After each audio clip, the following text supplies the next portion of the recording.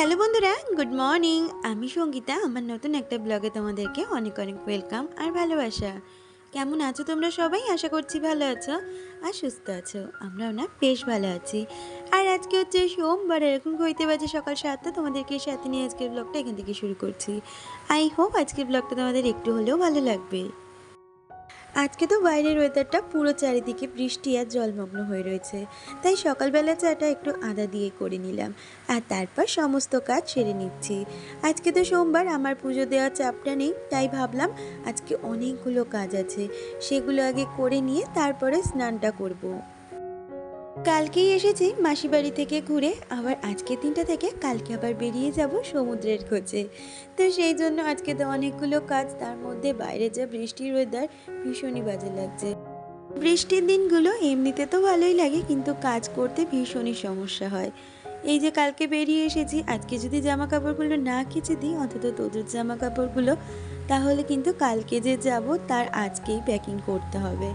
তাই তোজো জামা কাপড়গুলো ওইদিকে ভিজিয়ে এসেছি আর এদিকে আগে টিফিনটা করে নিচ্ছি, কারণ টিফিনটা গুছিয়ে দিয়ে আমি যদি কাজে হাত দিই তাহলে অনেকটা নিশ্চিন্ত মনে কাজগুলো করে নিতে পারবো। যেমনটা বললাম, সবাইকে খেতে দিয়ে এবার চলে এসেছি সোজা বাথরুমে। আগে তোজোর জামা কাপড়গুলো কেচে দিচ্ছি আর এগুলো না ঘরেই মেলে দেবো। জানো তো, আমার যে শ্বশুরমশাইয়ের ঘরটা আছে, ওই ঘরটা তো আমরা সারাদিনে খুব একটা থাকি না। ওই জানলার উপরে সমস্ত ছোটো ছোটো জামা কাপড়গুলো মেলে ওই ঘরের ফ্যানটা চালিয়ে দেবো। আর রাত্রের দিকে ভাবছি একটু আয়রন করে নেব, তাহলে জলটাও অনেকটা শুকিয়ে যাবে আর জিনিসগুলো আমি ভালো করে প্যাকিং করেও নিতে পারবো। আর জামা কাপড়গুলো কাচা হয়ে গেছে, এখন এই ঘরের জানলায় সমস্ত জামা কাপড়গুলো মেলে দেব। তবে সব জামা কাপড় জানো তো এই জানলাটায় ধরেনি, সারা ঘরের এদিক ওদিক করে মেলে দিয়েছি আর ফ্যানটা সারাদিন চালিয়ে রেখেছিলাম, জলটা পুরো শুকিয়ে গেছিলো। আর এখন চলে যাচ্ছি স্নানে, স্নানটা সেরে তারপরেই রান্নাটা বসাবো। বাইরে যেহেতু প্রচণ্ড ঝড় বৃষ্টি হচ্ছে, সে কারণে ভাবলাম আজকে একটু খিচুড়ি করা যাক। তাই আজকে না ওই লেটকা খিচুড়িটা করব না, ভুনা খিচুড়িটা করব। আসলে আমার হাজব্যান্ড না খিচুড়ি খেতে একদমই পছন্দ করে না, আর আমি কিন্তু খিচুড়ি খেতে ভীষণ ভালোবাসি। তাই দুজনের কথা মাথায় রেখেই আমি একটু ভুনা খিচুড়ি করি, কারণ ভুনা খিচুড়িটা আমার হাজব্যান্ড মোটামুটি খেয়ে নেয়। এটা খেতে অনেকটা পোলাওয়ের মতন হয়, তাই জন্যই ও কিন্তু এই খিচুড়িটা খায়। আর এই ধরনের খাবার রান্না করতে তো বেশি একটা সময় লাগে না, সেই জন্য রান্নাটা একটু দেরি করেই বসিয়েছি। না হলে দেখবে খিচুড়ি ঠান্ডা হলে খেতে কিন্তু একদমই ভালো লাগে না। আর এর সাথে করা হবে পনির। আজকে হবে বাটার পনির, তবে সেটা হাজব্যান্ডই করবে। আমি না পনিরটা খুব একটা বেশি ভালো রান্না করতে পারি না, ও আবার পনিরটা খুব ভালো রান্না করে। আজকে এই ঝড় বৃষ্টির মধ্যেও আমার হাজব্যান্ডকে কাজে বেরোতে হয়েছে, কারণ কালকে থেকে তো আমরা থাকবো না, ওর ওপরে কাজের চাপটা ভীষণভাবে পড়ে যাবে। তাই আজকে কিছুটা কাজ ও করে এলো আর ফেরার পথেই পনিরটা নিয়ে এসেছে। আর এসেই কিন্তু পনিরটা রান্না করছে, আমি সমস্তটা গুছিয়ে দিয়েছি, তারপরে ও রান্নাটা করছে। আর আমি ওদিকে বেগুনিগুলো ভেজে নেব। তো আজকের না মেনুটা ভীষণভাবে জমে গেছিলো জানো তো, খিচুড়ি, তার সাথে বেগুনি আর বাটার পনির। আর আজকে খিচুড়িটা খেতে না একদমই খিচুড়ি মনে হচ্ছিল না, মনে হচ্ছিল যেন পোলাও খাচ্ছি। আর এই ঝড় বৃষ্টির জন্য আমাদের না কারেন্ট নেই, তোমরা দেখেই বুঝতে পারছো অন্ধকারের মধ্যে দুজনে মিলে রান্না করছি, যার জন্য আমি চাল মগজ আর আদাটা না হাতেই বেটে নিয়েছি। আর এদিকে দেখো সমস্ত রান্না রেডি, তাই জন্য না রান্নার পরে আর রান্নাঘরটা পরিষ্কার করতে পারিনি।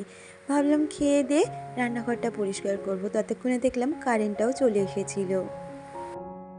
এতক্ষণ পর্যন্ত যারা আমার আজকের ভিডিওটার সাথে রয়েছে, আমার আজকের ভিডিওটা তোমাদের যদি কোথাও একটু ভালো লেগে থাকে, প্লিজ একটা লাইক কমেন্ট করে দিয়ে যেও। আর আমার চ্যানেলের নতুন বন্ধু হয়ে থাকলে চ্যানেলটা সাবস্ক্রাইব করে আমার পাশে থেকো। সোমবার দিন এর থেকে বেশি আর ভিডিও শ্যুট করা হয়নি, কারণ কালকে না একদম ভোর 5টার সময় বেরোবো। আর কিছু কেনাকাটি ছিল, সেগুলো করতে বিকালে গেছি, তারপরে ব্যাগপত্র গুছিয়ে নিয়েছি আর রাত্রে ডিনারটা করে শুয়ে পড়েছিলাম।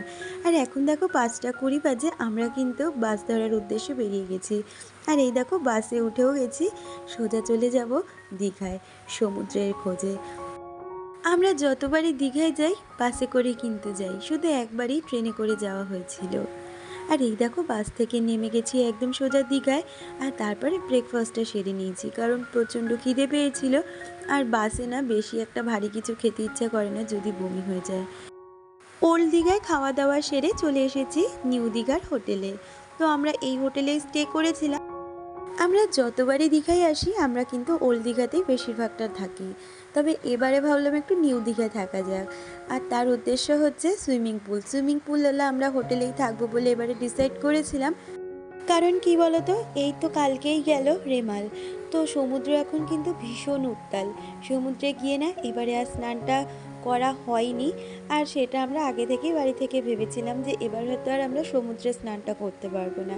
সেই জন্যই কুলহালা হোটেল নিয়েছিলাম, যাতে বাচ্চারা অন্তত এনজয় করতে পারে, সাথে তো আমাদের রয়েছে এনজয়মেন্ট। তোমাদের সাথে গল্প করতে করতে আমরা যেই রুমে স্টে করেছিলাম সেই রুমটার ট্যুর কিন্তু আমি তোমাদের শেয়ার করলাম। হোটেলটা ছিল 4 স্টার হোটেল, ভীষণই ভালো ছিল, ডেকোরেশনও খুব সুন্দর ছিল। আর এদের সব থেকে দুটো জিনিস আমার ভালো লেগেছে, এই যে পুরো ঘরটাতে দেখছো সেন্ট্রাল এসি, কোনো কিন্তু স্প্লিট এসি না। তার সাথে ওরা একটা মিনি ফ্রিজ দিয়েছিল, যেহেতু গরমকাল ঠান্ডা জল খাওয়ার জন্য কিন্তু ওরা আমাদের একটা মিনি ফ্রিজ দিয়েছিল। এটা প্রতি কটা রুমেই ওদের থাকে। আর এই দেখো পুরো রুমটা আমি তোমাদের সাথে ঘুরে শেয়ার করছি। আর তার সাথে কিন্তু টিভি ছিল, যেটা তোজো কিন্তু অফ টাইমে টিভি দেখেও কাটাতে পেরেছে। আর আমাদের বেডের পাশেই ছিল ঠিক টয়লেটটা, তো টয়লেটটাও ভীষণ পরিষ্কার পরিচ্ছন্ন আর ভীষণই কিন্তু ভালো ছিল। আর বাথরুমের উল্টো সাইডেই ছিল একটা বিশাল বড় মিরর। তো এখানে না আমি ভীষণ মিরর পিক তুলেছি আর আমি রিলসও বানিয়েছি, আমার খুব ভালো লেগেছে। আর আমাদের ব্যাক সাইডে ছিল একটা ছোট্ট ব্যালকনি, তো ব্যালকনিতে দুটো চেয়ার ছিল বসার জন্য, তবে এখানে ভিউটা সেরকম নয় বলে আমি এখানটায় জামা কাপড় শুকোনোর কাজেই লাগিয়ে দিয়েছি জায়গাটা। আর এই দেখো চলে এসেছি সোজা পুলে, একটু এখানে নিজেদের রিফ্রেশমেন্টের জন্য। আমরা তিনজনই কিন্তু দীঘাতে যাইনি, তার সাথে কিন্তু আমার ননদের ছেলেমেয়েও গেছিলো। তবে ওদের যাওয়াটা সাডেন প্ল্যানই হয়েছিল, ওরা ওদের পার্সোনাল কারে করে বিকালবেলা গেছিলো। এই ভিডিওটা দেখছো, এটা কিন্তু পরের দিনের ক্লিপ, তো তোমাদের সাথে সম্পূর্ণটা জয়েন্ট করে একটা ভিডিও আকারে শেয়ার করার চেষ্টা করেছি। আমি জানি তোমরা আমার ভিডিওতে আমার প্রতিদিনের কাজকর্ম, সংসারের কাজকর্ম দেখতেই বেশি পছন্দ করো। জানি না আজকের ভিডিওটা তোমাদের থেকে কতটা ভালোবাসা পাবো। আমি ধরেই রেখেছি তোমাদের থেকে রেগুলার যে ভালোবাসাটা পাই, আজকের ভিডিওতে ততটা আমি ভালোবাসা পাবো না। তবুও আজকে ভিডিওটা জেনে শুনেও আমি শেয়ার করছি, কারণ এগুলো কি বলতো, এগুলো হচ্ছে আমাদের স্মৃতি। এই ভিডিওটা যদি আমার এই প্রোফাইলটা থেকে যায়, আজ না হোক 2 বছর পরে যখন ইচ্ছে করবে যে আমরা দীঘাতে কিভাবে টাইম স্পেন্ড করেছি, কি করেছি, বা তোজো যখন আরও একটু বড় হবে তখন কিন্তু তোজোর এই স্মৃতিগুলো এখানেই থাকবে। দুপুরের লাঞ্চ করে বিকালে একটু কফি বানিয়ে নিয়েছিলাম রুমে, আর তারপর রেডি হয়ে বেরিয়ে গেছিলাম ঘুরতে যাওয়ার উদ্দেশ্যে। আজকে আর বেশি দূরে ঘুরতে যাব না, আজকে শুধু বিচটাই ঘুরবো।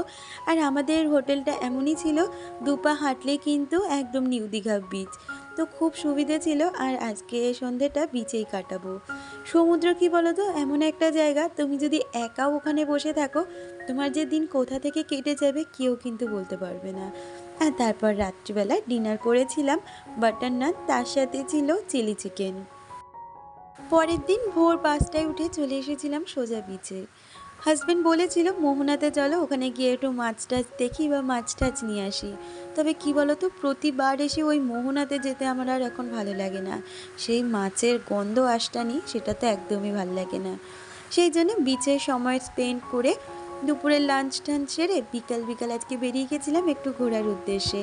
এখন তো অনেকেই জানো দীঘাতে নতুন করে ঢেউসাগর হয়েছে, তো দেখো ঢেউসাগরে চলে এসেছি। আর এখানে তোজো একটু কার রাইড করে নিল। আর তারপরে এই যে এখানে তাদের আইসক্রিম খাওয়ার পালা চলছে। এই আইসক্রিমটাকে যে ঠিক কী বলে আমি নামটা বলতেই পারি না।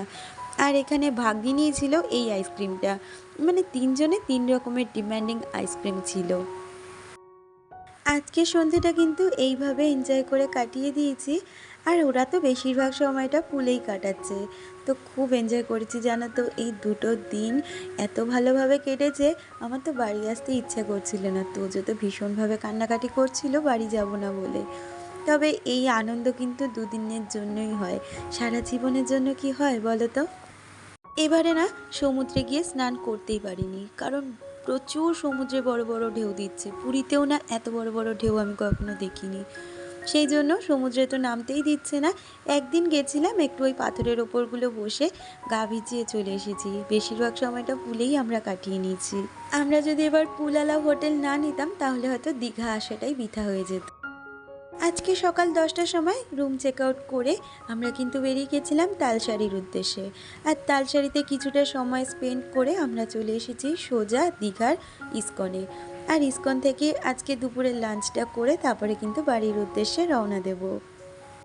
এখানে কিন্তু প্রচুর ওরা খাওয়ার আইটেম দিয়েছিল, তবে সমস্তটা খেয়েছি, ভিডিও হয়নি। আর এই যে তারপর গাড়ি করে বেরিয়ে গেছিলাম বাড়ির উদ্দেশ্যে। মাঝে কোলাঘাটে নেমে একটু কফি খেয়ে তারপর সোজা বাড়ি। তাহলে বন্ধুরা, আজকের ভিডিওটা এই পর্যন্তই রাখছি। দেখা হচ্ছে পরবর্তী ভিডিওতে।